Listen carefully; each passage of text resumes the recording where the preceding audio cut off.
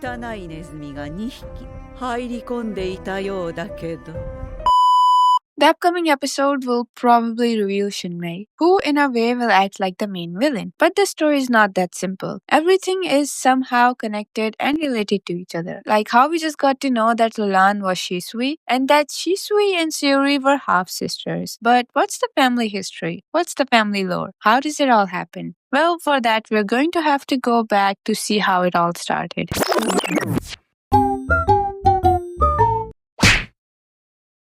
Let's get to know the basic things first, which is the map and the family tree. This map was provided by the author, but it's too detailed. Right now, we just need to see the country of Li. It's basically divided into 3 provinces. The central one, where we have been for the past 1 season, the northern province, or more likely the Shikoku province, the one where the Shi clan were, and lastly, the western province, from where Lady Gyokyo is from.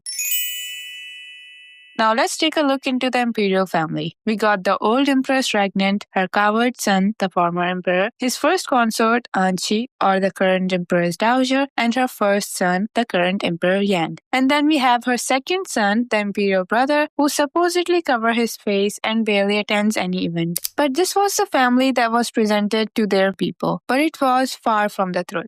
You might remember from the last few episodes that there was a girl named Tehao who died just months ago, the one who liked to tell horror stories. Yeah, she was one of the first victims of the former emperor. And not only her, a lot of younger ladies in waiting were hired for the older consort, and Tehao was the lady in waiting of Shinmei, who was the daughter of the former Shi clan head, and 20 years ago she was meant to marry Shishu. He was born into a branch family of the Shi clan, which means that he was not the part of the main family at first. But because he was very smart, the main family adopted him and gave him the name Shishu. He was greatly trusted by Empress Regnant. He also helped her end the slave trade by suggesting a smarter idea that she could expand the inner palace and use it as a place to protect the people who were about to be sold as slaves. Thanks to his plan, many lives were saved. But it does cost them something. Not only that, we have also seen that Shishu had a lot of power in the central province, so much that even the emperor couldn't stop him. I mean, he was able to remove Aruo from the Garnet Palace and replace her with his own daughter, Lahan. But while he was powerful in the outer court, he didn't have much control inside his own province. There he was no match for his second wife, Shinmei, who had much more influence within the clan. I said second because his first wife was Tehao's daughter, the former emperor's first illegitimate child. Okay, so before her marriage to Shishu, Shinmei was brought to the former emperor's imperial harem as a high-ranking consort. Or that's what she thought. Actually, she was taken as a punishment/hostage because her father was the one who started the slave trade. And the Empress Regnant placed her there so she could control the Shi clan through her. And Tehao, who was one of the distant relatives, worked under her. And during her time in the inner court, she and her friend Shinliu become victims of the former emperor, along with others. Then Tehao became the mother of his eldest illegitimate child, a baby girl, at the mere age of 10. The physician and the child were then banished from the imperial palace, while Tehao was shunned by her mistress Shinmei, but was forbidden from leaving the inner court for the rest of her days. There she worked alongside Shinliu and other victims of the former emperor in an unofficial clinic for palace ladies. But she, along with others, hated the imperial family. That's why Maomao thought that she could be involved in the face poisoning incident that killed the emperor's offspring before she came here, and also that she probably was a part of the whole perfume plot as well. And while her schemes may hurt innocent palace ladies, she sometimes goes out of her way to take care of them. And I was thinking that maybe she'd help Suirei kidnap Maomao because she hates the royal, but Suirei herself has royal blood, so she probably helped her because she knew she was the granddaughter of her friend Tehao. So Tehao's daughter and the physician were thrown out of the court, and when she grew up and the former emperor gets to know about her, he asked Shisui to take her under his wing and make her his first wife. So from his first wife, Shisui had a daughter named Suirei/Shisui,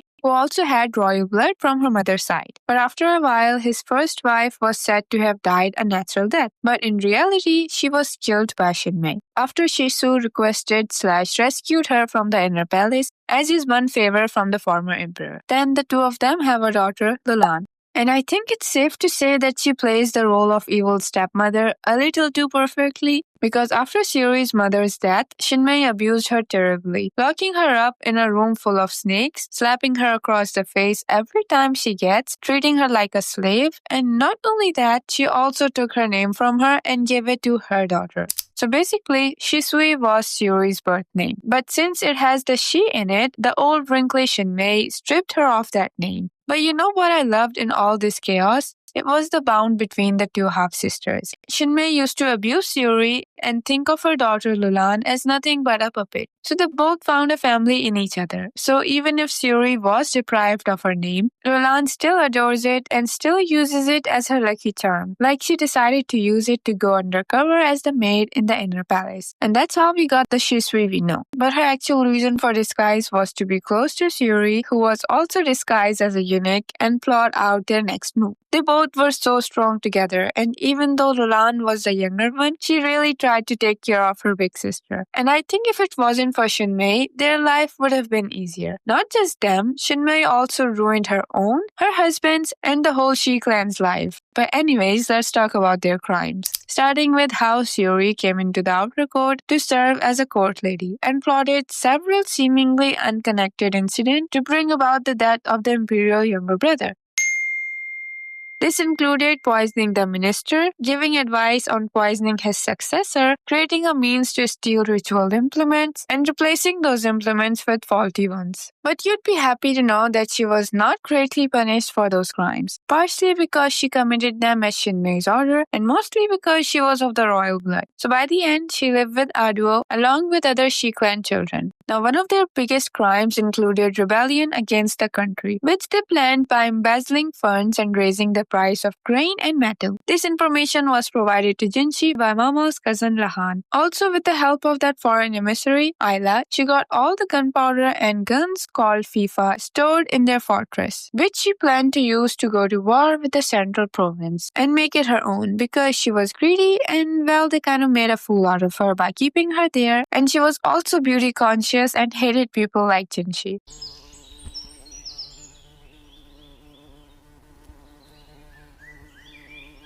Anyway, she casted out the members of the clan who stood against her, but her plans got ruined by her own daughter and husband, who pretended to go along with her plans and allowed her to ruin herself by gathering corrupt followers, while they had something else going on in their head. Though they kind of had different goals, Shisu's true plan was to gather and eliminate the country's corruption along with Shinmei's plan and himself. And Lahan simply wanted to protect Suirei and the Shi clan children. That was one of the reasons why they kidnapped Maomao, and it was also the reason why Suirei created the reincarnation medicine without Shinmei knowing. But unfortunately, she thus found out about Maomao when she was sneaking around with Chao Yu. She thought that Maomao was one of Suirei's rat, and to punish her, she hits her. Not only her, she was also thinking of disciplining Chao Yu, a child. But thanks to Lahan, everything sorts out, as she makes an excuse that Maomao was an apothecary who had cracked the code of living forever beautifully.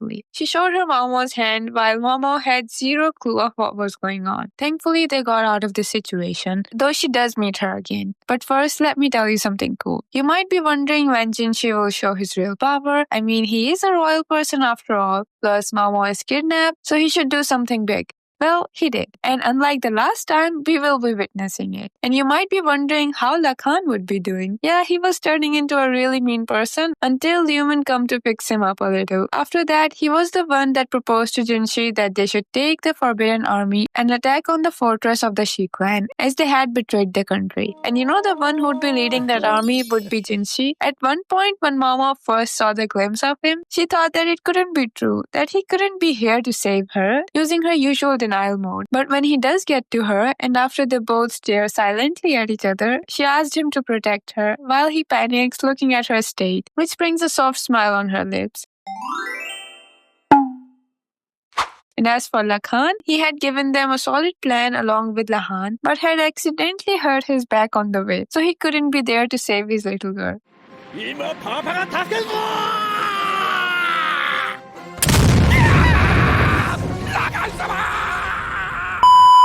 back to why I hate Shinmei as a human, though I do appreciate the way her character is written. Not just me, even Maomao has had enough of her and called her a wretched old hag when she was casually throwing threats at Chao Yu and the guards when they got caught sneaking around again. She does call herself a fool for taking the fall for everyone, but as I always say that she has a very strong sense of justice and she really can stand the pure evil people. And it won't be the first time she gets hit because of that. But there was also another foolish person like her who was also raised by a physician and had also outsmarted her. That person was Suirei. While Shinmei was taking her anger out on Maomao, Suirei tries to interfere but gets beaten up too, and that evil lady raked the blood off of her forehead, saying that no matter how noble the bloodline is, a single drop of impure blood is enough to ruin it. She was going to continue, but Lahan came to their rescue again, leading to her giving Maomao a punishment of locking her up in a room full of snakes and insects.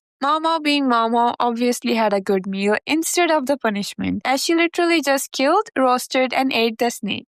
Now of the resurrection medicine. Suirei had tried that medicine on herself and knows that it works, though it does have side effects like memory loss and being somewhat paralyzed. And since it was their last straw to save the children, they tried it on them. Mama first didn't realize what was happening, and when Lahan left her with the children, she felt stupid. But once everything was over, the children came back to life again. However, Chao Yu lost his memories, and you would see him annoy Maomao for the rest of the volume. Now let's go to the fun part. What happened to Shinmei and how did Jinshi get the scar? Okay, so before Lahan left Maomao with the kids, she went on to light up the gunpowder in the storage, asking the workers there to leave as soon as possible because it would cause a full-on blast on the inside of the fortress, basically ruining the lousy plan that her mother had made. Then she pushed her father to take action and play his part till the end, since he was a tanuki, a trickster slash shapeshifter. And when Jinshi arrived there, that's exactly what he does. He shapeshifts and performs a trick on them, shooting him just once like he's following the script, doing his part and then dying with a smile. Till then, Jinshi was fine. But then Lahan threatens him very kindly into joining her in a secret passage, which led to where Shinmei and Suirei were. There, she told him the story about her parents. And I kind of feel bad for Shisui. He was never the villain. He just wanted his love. And when she was taken hostage as a higher consort in the inner palace, he even created secret passageways to meet her. The same one they used to sneak themselves and Maomao out of there. One day he even proposed that they run away. But Shinmei was brain dead. She keeps her negative thoughts up and refused. Meanwhile, he still stayed. He didn't even get married. Just worked for the former emperor and the empress. Until the former emperor got to know about his first daughter and made Shisui marry her. And as I said, for the favor, he asked for Shinmei.